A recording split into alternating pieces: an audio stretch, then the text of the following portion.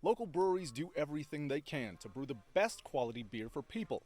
Now, Los Alamos National Laboratory wants to help make local beer even better with something called low-energy ultrasonic separation. We started off about 12 years ago looking at ways to remove microalgae from large volumes of cultures. Ready? Apparently, beer has been a great sample to test. Local breweries across the state, including Ex Novo and Corrales, have partnered with the labs to test this tech. It's not intense, it's not loud, and doesn't use a lot of energy the same way like a centrifuge would.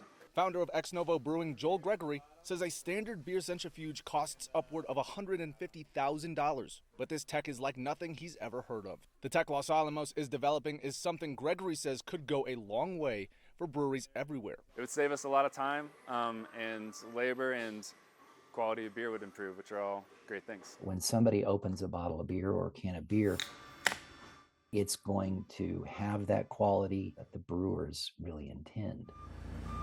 Gregory hopes the tech will be ready soon so that everyone in New Mexico can enjoy a crisper, cleaner, better beer with a quality the drinker will notice. We're super excited to see what it does, and yeah, hopefully it helps.